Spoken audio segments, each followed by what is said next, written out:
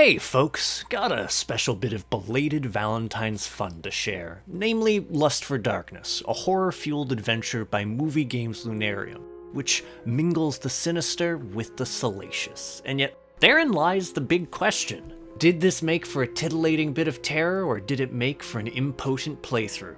I'm your host Arlian, let's find out together. It's been a year now since Jonathan Moon's wife disappeared.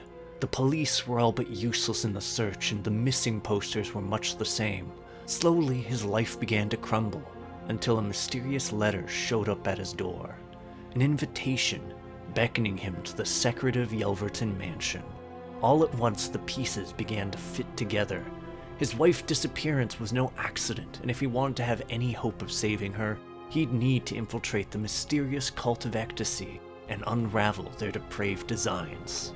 Now, on the whole, it's not a bad premise, and the game does a decent enough job mingling a sense of unsettling sensuality with its narrative. In fact, I would largely say it's surprisingly tasteful, since it doesn't overly force you to engage with its more NSFW elements. Yes, there are things you'll see, but you can skirt by them without impacting the narrative, as the story is largely confined to conversations you can eavesdrop on, the occasional cutscene, as well as optional bits of lore you can search for. That said, there is a major exception to this rule, and that comes in the form of the game's introduction, and it is a bit of a doozy if you're not expecting it, given that the intro culminates in an altogether surreal cutscene of, non-consensual non-consent. Yeah, while it's not as graphic as you'd expect, it is a profoundly uncomfortable moment, and likely one of, if not the most unsettling segments you'll experience over the course of your playthrough. Which I suppose was the goal, but holy shit. Still, if you're able to get past that, there is a legitimately interesting narrative to explore here, especially as the night drags on and the cult's activities come to a head. What's more, the game does do a decent job of laying out the backstory for those interested without bogging you down with exposition. It just requires you to actively seek out those chunks of lore hidden throughout the game to get that additional bit of context. Secondary forewarning though, just don't go into this expecting a happy or cathartic experience. It goes places. I really can't emphasize that enough. So, you know what? Let's just maybe focus on the gameplay elements. And on that front, Lust for Darkness is a mixed bag. Genre-wise, it could be considered a puzzle adventure with a few novel gameplay elements mixed into the fold. But before all of that, I'd largely define it as a linear walking simulator.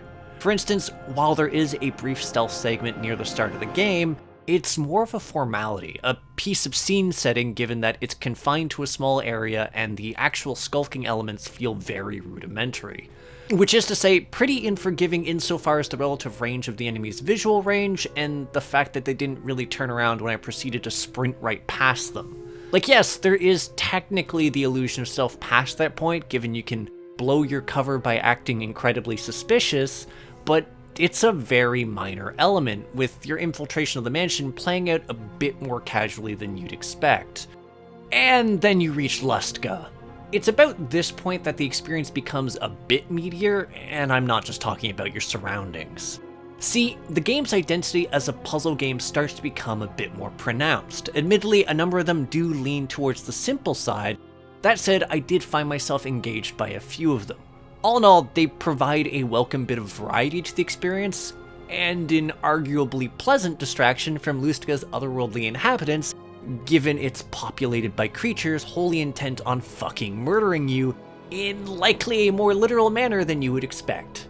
Which is to say, it's about this point that you'll occasionally find yourself fleeing for your life, especially since you die in 2 hits and the slow pace of your health regeneration does not leave much leeway.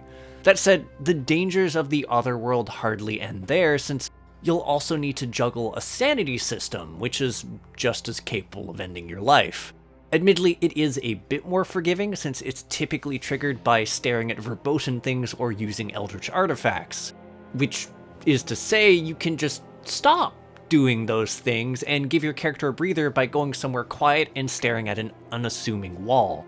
Emphasis on stopping and staring because a leisurely jog up an impossible stairwell is perhaps the most awkward way I'd stumble into trouble and losing my mind. But yeah, that really is the gameplay elements in a nutshell, since it is largely inexperienced, which means aesthetic time. And honestly, it's not a bad looking game. There's some genuinely disconcerting bits of imagery, such as the aforementioned intro. That said, even the act of exploring was a treat. Lustka is a sort of Gygax nightmare, a monument to lewdness but crafted in such a way that it's horrifically subversive. Uncomfortable, really.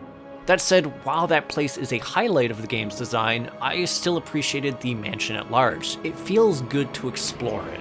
And this is mirrored in the sound design as well. The game's soundtrack does a great job of setting up the tone of your experience. It actually hits really hard during some of the scenes you witness. Also, the voice acting for the various characters is solid for the central cast.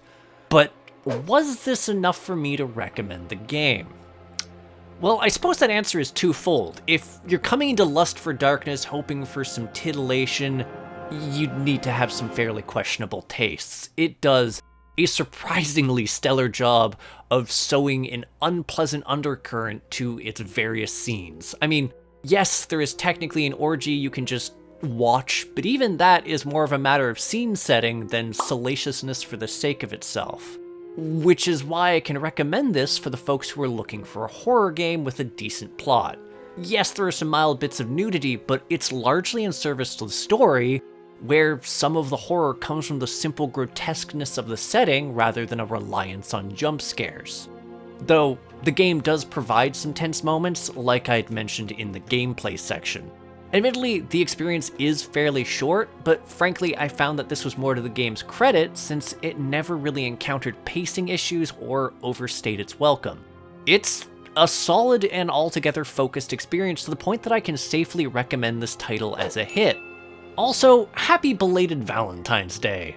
Also, small PS, if you're a lore hunter, the game does use autosaves, so make sure to explore thoroughly since there are quite a few points of no return, and just missing a bit of plot because you didn't pick up a book and sift through it is maybe a little bit depressing.